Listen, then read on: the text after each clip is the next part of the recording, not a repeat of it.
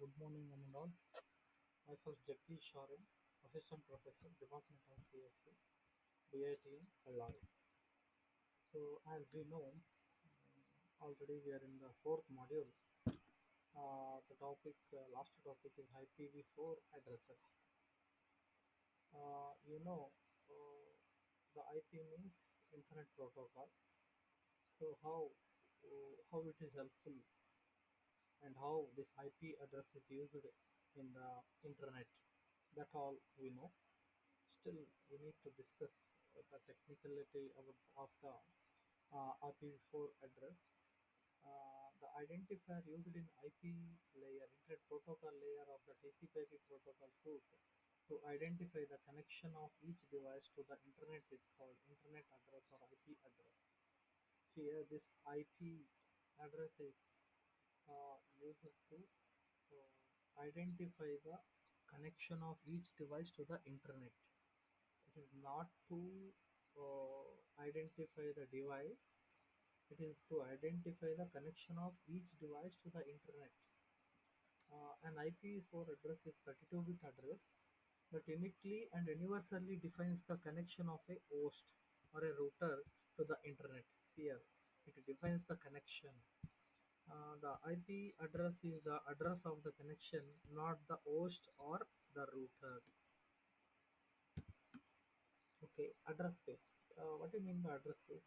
A protocol like IPv4 that defines addresses as an address space, that defines a set of addresses that is called as address space. An address space is the total number of addresses used by the protocol.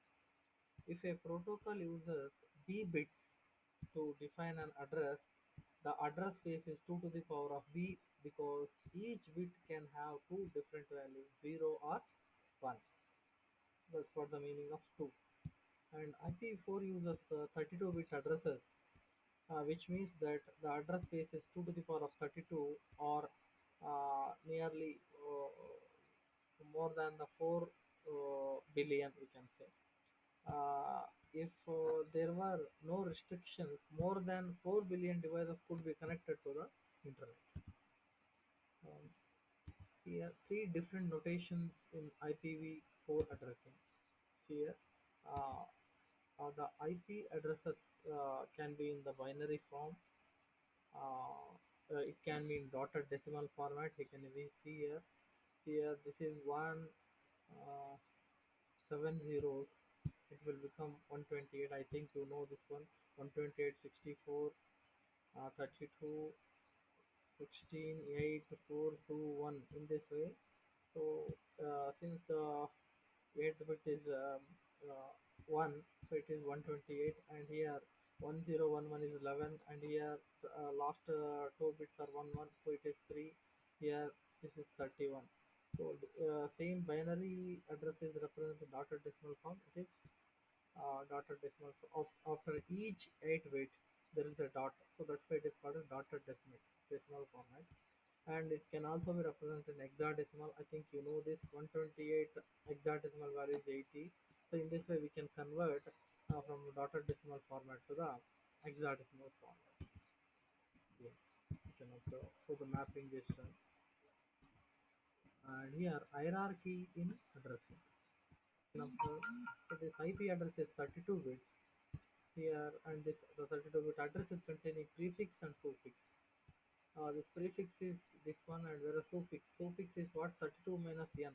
So this prefix is n. So whatever the n value, so that we subtract with the 32. 32 minus n we do it, we will get the prefix here. You can observe defines a network. So this prefix will define a network address, whereas the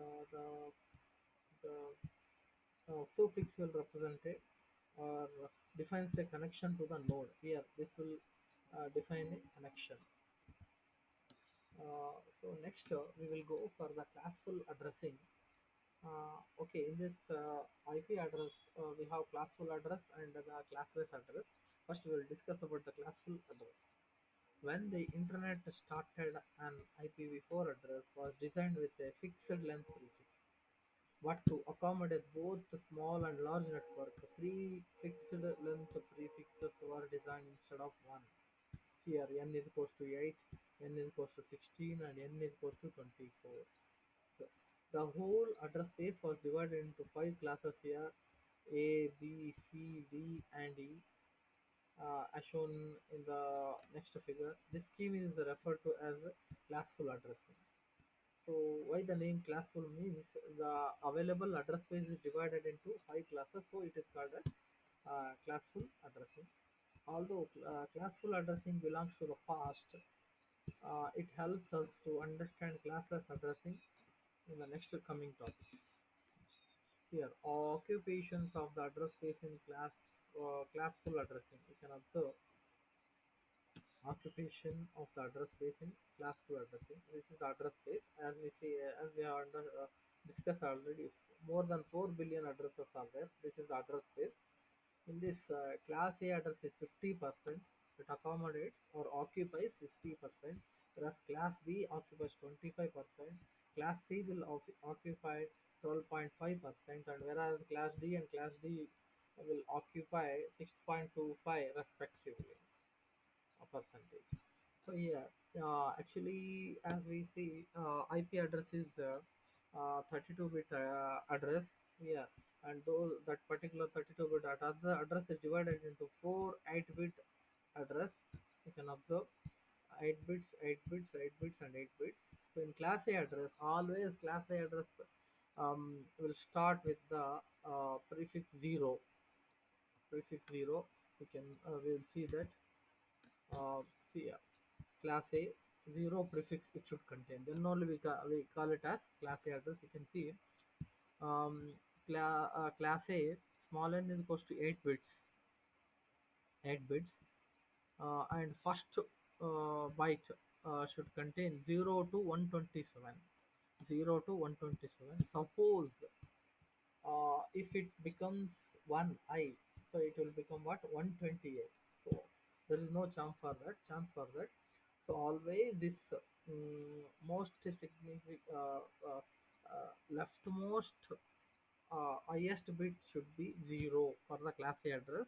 How the class A address will be identified with the leftmost bit as 0 here. So first byte is containing only the 0 to 127, and this is a suffix.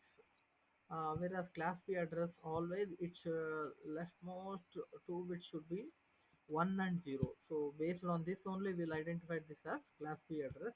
You can observe. Um, uh, you can observe here. Small n is equals to 16 bits. So here this is from 128 to 191. 128 to 191. Whereas class C, so it should start with the 110. So here 24 bits. Small n is equals to, and its range is 192 to 223. Whereas class D should start with the 1110. So in this way, and whereas class A starts with 1141 first, 4 bits should be 111. So based on this only we are going to identify which address belongs to which class. We will see in the next example. Example, change the following IP address from binary notation to data destination. See, same thing we are going to do. So this is leftmost bit is 128 plus 1 is 129. So here it is written, and this one is 1011 is 11, and here 1011 is 11, and here this is 239. If we add it, we'll get it 128 plus 64 plus 32 plus 8 plus 4 plus 2 plus 1. So it will become 239. In this way, all the IPv4 binary notation addresses are converted as dot decimal format. And find the number of addresses in a range if the first address is 146, 102, 29.0, and last address is. So we need to find the number of addresses within the range, that is from 146.102.29.0 to last address is 146.102.32.225. Within this starting address to the last address. So we need to find how many number of addresses are available in this particular range. So to do that, first we need to do, we can subtract the first address from the last address in um, base 256. We need to subtract. So how we need to subtract first address from the last address? We need to take the last address and we need to subtract here. How we need to subtract?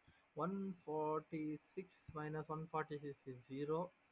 102 minus 102 is 0. 32 minus 29 is 3. You can observe here. 146 minus 146 is 0. Here it is written. 102 minus 102 is 0. It is written here. And 32 minus 29 is 3. Here it is written. Whereas 225 minus 0 is 250. Sorry. This is the. Okay. This should be either 2.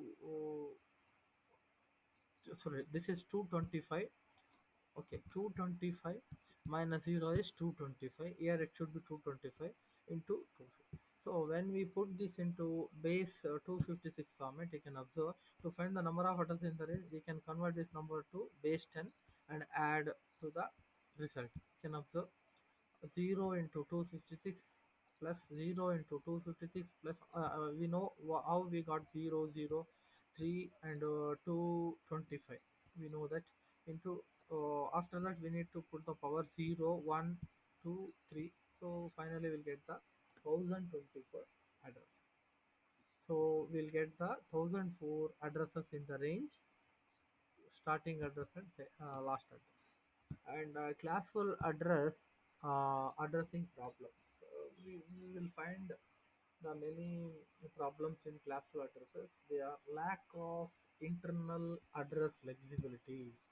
You can observe here, big organizations are assigned a large monolithic blocks of addresses that don't match well with the structure of their underlying network. So in the classes, class A, class B, class C addresses, whenever the big organization assigned a large monolithic blocks of addresses that don't match well with the structure of the underlying internal network. That is first problem. But the second one, inefficient use of address space. The existence of only three block sizes, class A, class B, and class C, leads to waste of limited IP address space. So there will be a wastage of address spaces when we take it in practically. So we'll get to know what is the inefficient use of address space. Wastage of the address space will happen here, and the proliferation of router table entries. As the internet grows, more and more entries are required for the router to handle the routing of IP datagram, which causes performance problems for routers. Attempting to reduce inefficient address space allocation leads to even more router table entries. So this is about the classful addressing problems. So there is one more example here. Find the class of each address. So there are addresses are given, IP addresses in binary notation.